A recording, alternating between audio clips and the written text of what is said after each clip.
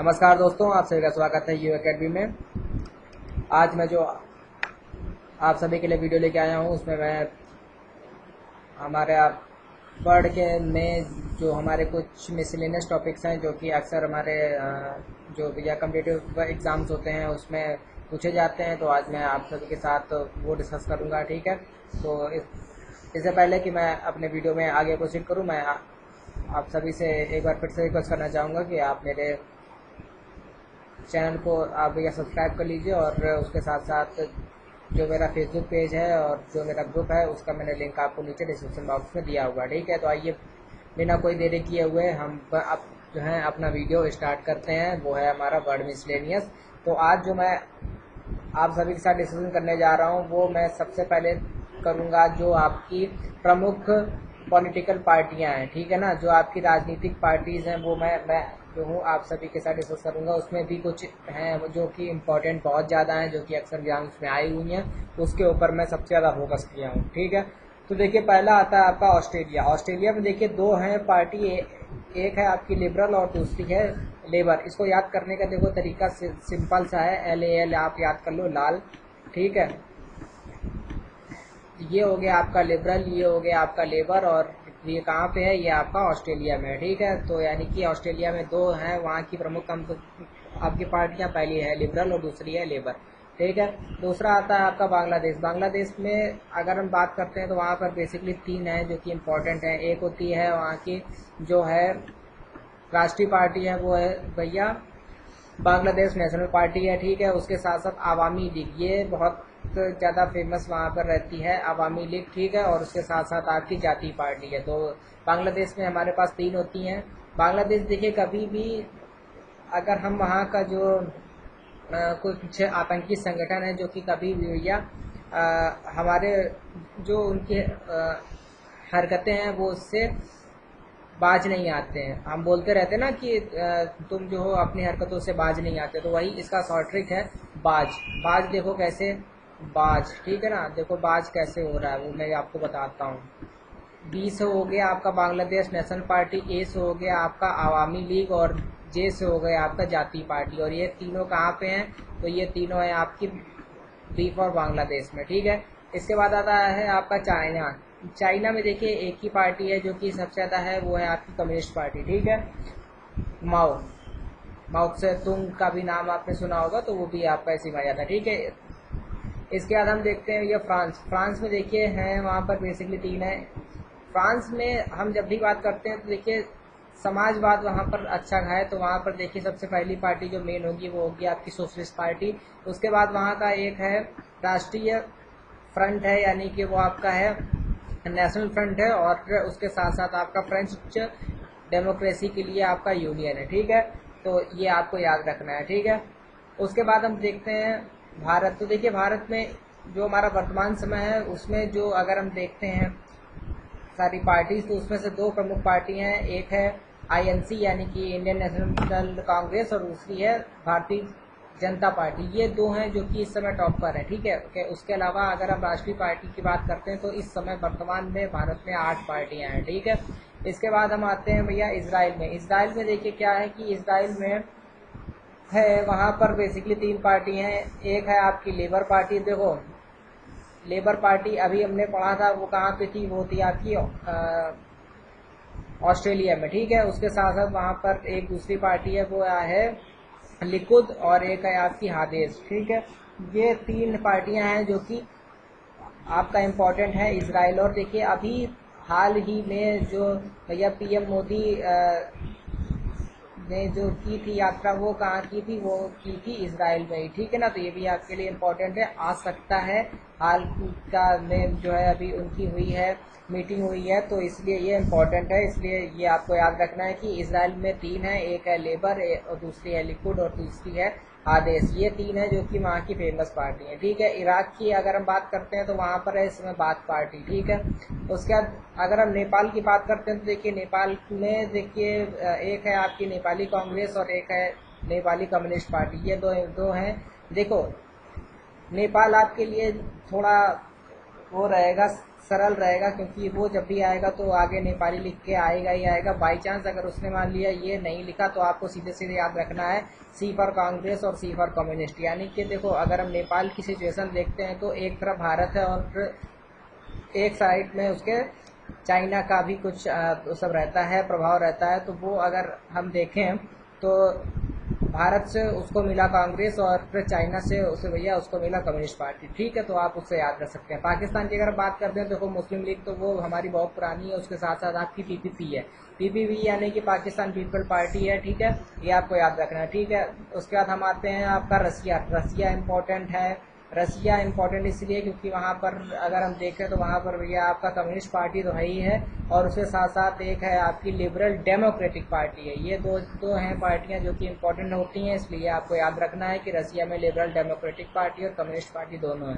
South Africa की अगर हम बात करते हैं तो वहाँ पर भैया कांग्रेस है और उसके साथ साथ नेशनल पार्टी है। कांग्रेस कौन सी है? वो है आपकी अफ्रीकन नेशनल कांग्रेस। देखो सिंपल सी बात है, भारत में है तो वो हो जाता है आपका इंडियन नेशनल कांग्रेस, और अगर आप भैया पहुंच जाएंगे अफ्रीका में तो वहाँ हो जाएगा आपका अफ्रीकन नेशनल कांग्रेस। ठीक है, उसके साथ साथ वहाँ पर एक और पार्टी है, वो है आपकी नेशनल पार्टी। ठीक है, इसके बाद अगर हम बात करते हैं तो हम आते हैं श्रीलंका में। तो श्रीलंका में अगर हम देखते हैं तो वहाँ पर दो पार्टियां हैं, एक है आपकी फ्रीडम पार्टी और दूसरी है यूनाइटेड नेशनल पार्टी।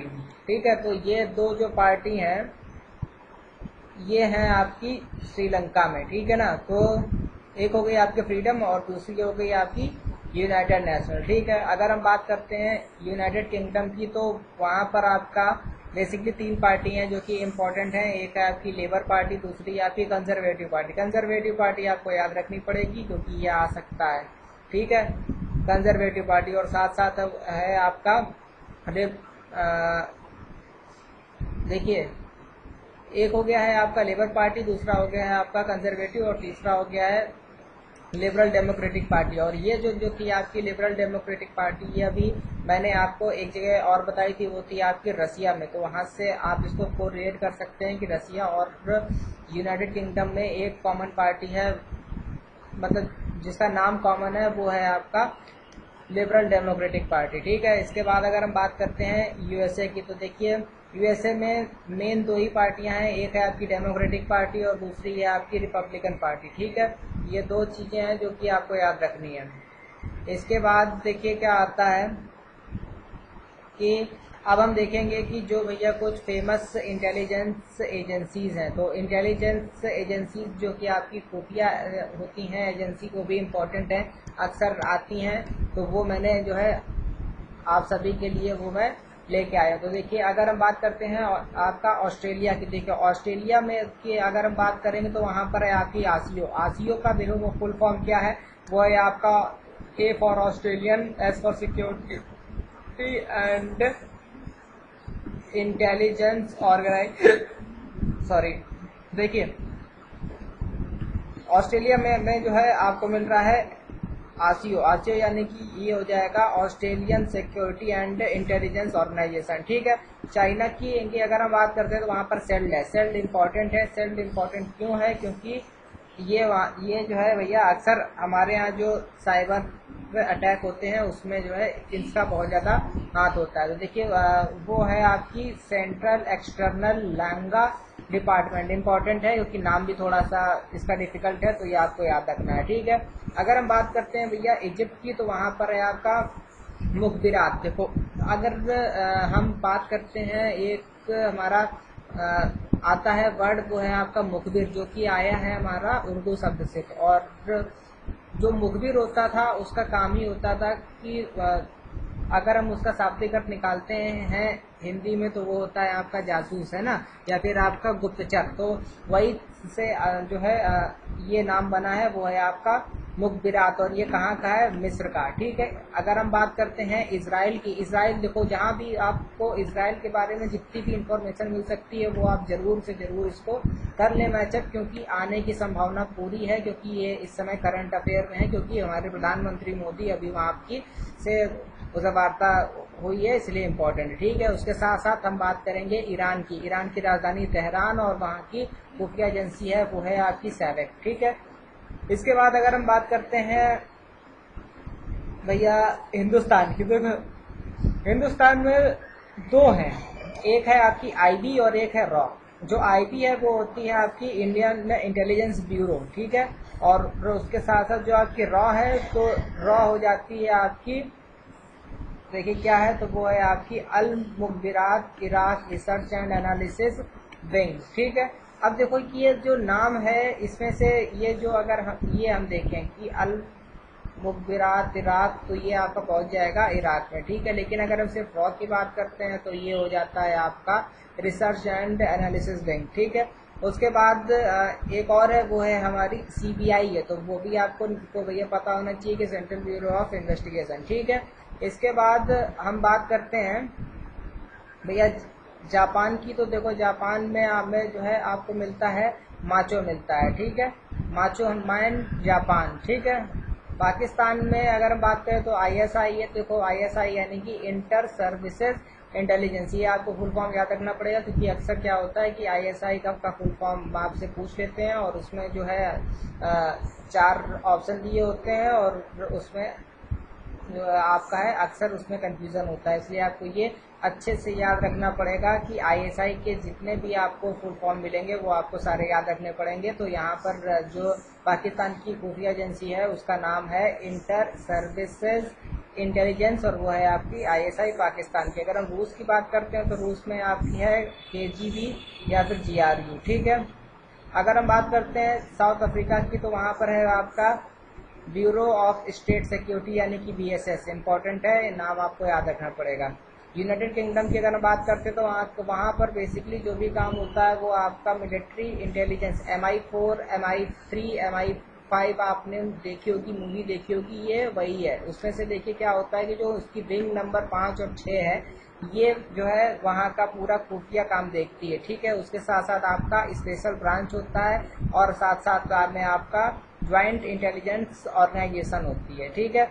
अगर हम बात करते हैं यूनाइटेड स्टेट्स ऑफ अमेरिका की, तो वहाँ पर भी आपकी 2 हैं एजेंसीज, एक है आपकी एफबीआई और दूसरी है आपकी सीआईए। एफबीआई की अगर हम बात करते हैं तो वो है आपका फेडरल ब्यूरो ऑफ इन्वेस्टिगेशन, और अगर हम सीआईए की बात करते हैं तो वो है सेंट्रल इंटेलिजेंस एजेंसीज। तो ये है थी कुछ इम्पोर्टेंट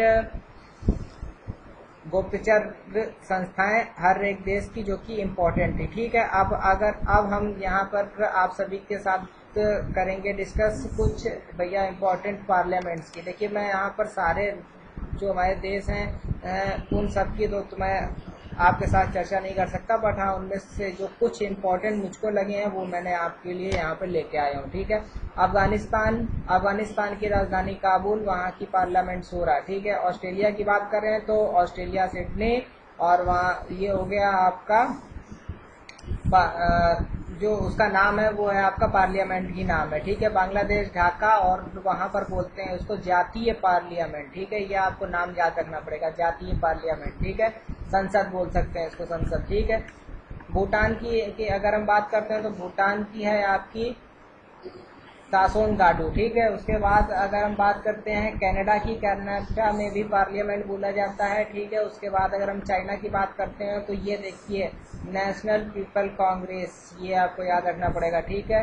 डेनमार्क, ये इम्पोर्टेंट है डेनमार्क में, क्योंकि अक्सर इसमें जो है आपको यह कन्फ्यूज़न होता है। एक है वो है आपका ड्यूमा है, तो ड्यूमा में देखो अक्सर कन्फ्यूज़न हो जाता है कि जब उसके बारे में मतलब पूछा जाता है कि ड्यूमा किस देश की संसद का नाम है, तो अक्सर उसमें जो है एक ऑप्शन आपको डेनमार्क मिलता है और एक ऑप्शन आपको मिलता है रसिया। तो देखो होता क्या है कि कंफ्यूजन में लोग अक्सर डी देख के डेनमार्क ठोक देते हैं, लेकिन उसका जो है सही उत्तर होता है वो होता है आपका रसिया। इसलिए आपको उसका नाम याद रखना पड़ेगा कि डेनमार्क के लिए है फॉल्केटिंग, ठीक है।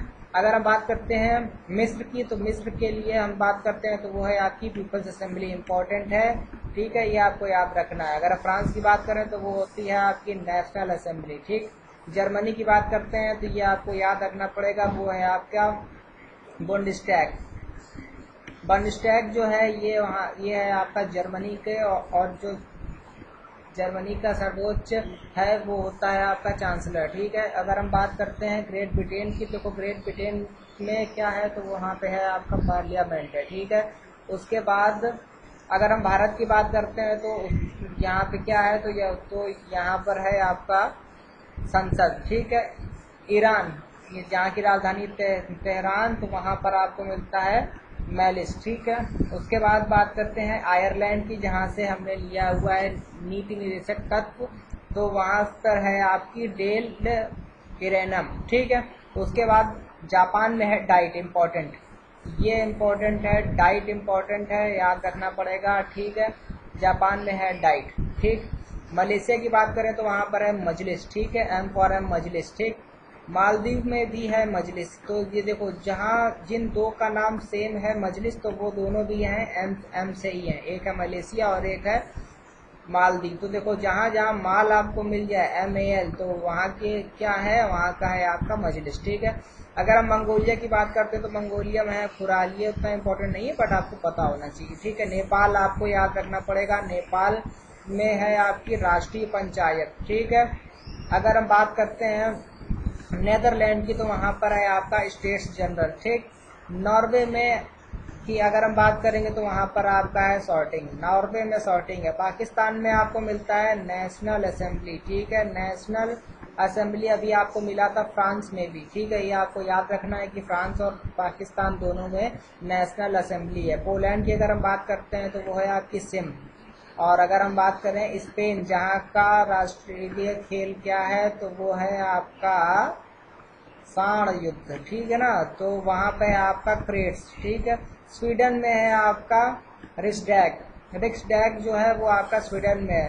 साउथ अफ्रीका में भी आपको मिलेगा पार्लियामेंट, जो जो नाम भारत में है वही नाम साउथ अफ्रीका में है, बट उसको हिंदी में भी वहाँ पर पार्लियामेंट कहते हैं, हालांकि वहाँ पर हिंदी बोली नहीं जाती।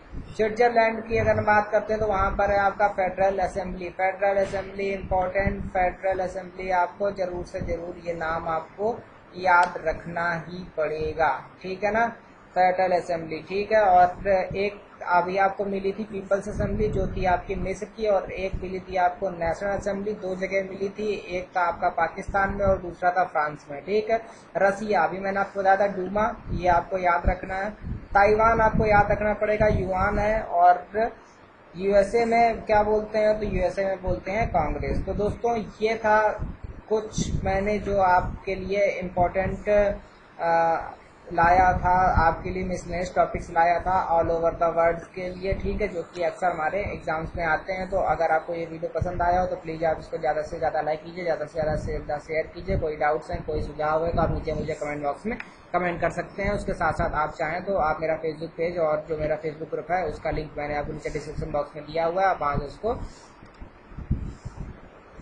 अपना ज्वाइन कर सकते हैं, ठीक है। तो मैं आपसे मिलूंगा अगले वीडियो में, तब तक के लिए goodbye, have a nice day, bye bye.